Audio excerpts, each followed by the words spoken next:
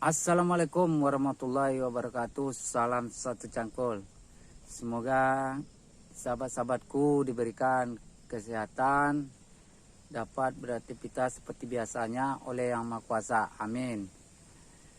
Kali ini saya mengajak Anda untuk mengenal, yaitu menanam pokok kelapa sawit di daerah yang berkerikil.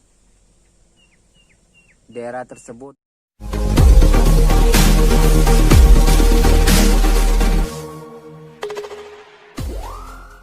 ternyata bisa ditanam kelapa sawit dan bisa menghasilkan seperti kelapa sawit seperti daerah yang bagus, baik, yang unsur haranya subur. Wow. Di sini di daerah berkerikil dan pasir ternyata tidak kalah dengan daerah yang tanahnya humusnya bagus. Tapi dengan melakukan cara sebagai berikut, mari kita kupas tentang pembahasan sawit yang berada di daerah berbatu ataupun berkerikil. Untuk lebih jauh, jangan lupa subscribe serta tekan lonceng notifikasi untuk video terbaru saya. Like dan komen. Baiklah, kita masuki, yaitu kelapa sawit bisa ditanam di daerah berbatu ataupun berkerikil, dan juga bisa tumbuh normal dan baik seperti kelapa sawit di daerah yang humusnya bagus, tidak berkerikil dan berbatu. Mari kita lihat contoh-contohnya. Daerah yang berkerikil dan berbatu ini bisa bagus seperti kelapa sawit yang lainnya. Ini tanahnya, kita lihat ini kerikil ini. Ini kita lihat, ini kerikil. Coba lihat sekeliling daerahnya kerikil. Kita lihat ini penuh. Nah, kelilingnya berkerikil.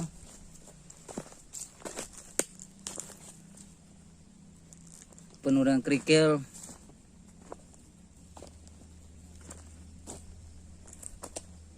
Nah, kita lihat buahnya tumbuh dengan normal. Sawitnya juga bagus.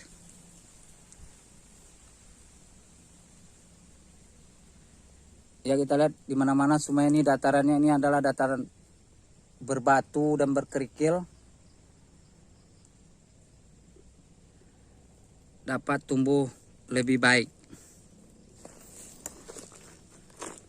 Baiklah, kita akan bahas. Loh, kok bisa di tempat berkerikil dan berbatu bisa tumbuh kelapa sawit baik dan bagus? Kunci rahasianya adalah yang pertama, Anda lakukan perawatan ekstra kepada kelapa sawit tersebut. Yang kedua, Anda lakukan pemupukan yang tepat dan akurat terhadap kelapa sawit tersebut yang berada di daerah kerikil dan berbatuan. Satu contoh. Pertama, lakukan aplikasi pemupukan TSP ketika Anda menanam ataupun RP. Kemudian pada item berikutnya lakukan pemupukan urea ataupun ZA. Yang ketiga, lakukan pemupukan KCL. Yang berikutnya lakukan pemupukan kisrit. Tetapi melakukan pemupukan ini yaitu teratur. Anda lakukan pemupukannya 1 kali dalam 1 bulan dengan jenis yang disampaikan tadi. ataupun dalam setahun 4 kali dengan jenis yang tadi. Tapi lebih baik Anda lakukan pemupukannya 1 kali dalam 1 bulan, 1 jenis pupuk. Tadi 4 jenis pupuk, maka setiap bulan ini pupuknya TSP, bulan pertama, bulan kedua urea atau ZA, bulan ketiga KCL, bulan keempat Kisrit. Maka sawit Anda akan tumbuh normal seperti sawit di daerah yang lain, yaitu daerah yang subur ataupun daerah yang unsur haranya bagus. Di sini kita lihat bahwa daerah berkerikil atau berbatuan, unsur haranya tidak beraturan.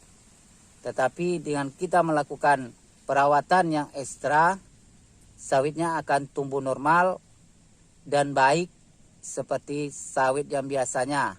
Dan kita bisa melakukan produksi sawit tersebut seperti sawit di daerah yang subur. Di sini kita lihat bentuk sawitnya normal dan berbuah. Keadaannya baik dan bagus.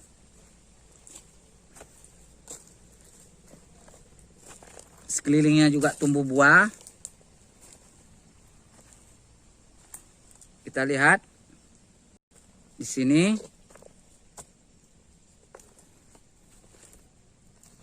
Ini sebagai contoh.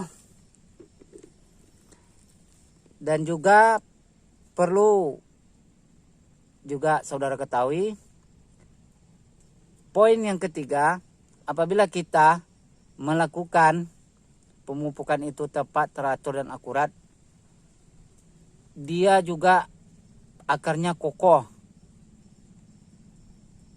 dan kuat untuk menahan batang di daerah berbatuan dan berkerikil. Karena daerah berbatuan dan berkerikil ini unsur tanahnya tidak padat, arti kata renggang, sehingga ditanam jenis tumbuhan akan cenderung tumbang ataupun roboh. Tetapi kalau kita melakukan pemupukan yang tepat dan akurat, maka pohon kelapa sawit akan kuat untuk menahan tubuhnya terhadap angin yang kuat. Begitulah caranya untuk melakukan tata cara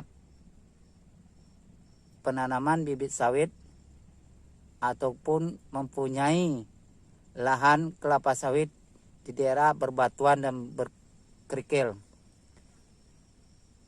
Inilah penyampaian yang dapat saya sampaikan. Semoga bermanfaat dan berguna bagi saudara. Sampai jumpa di channel saya berikutnya.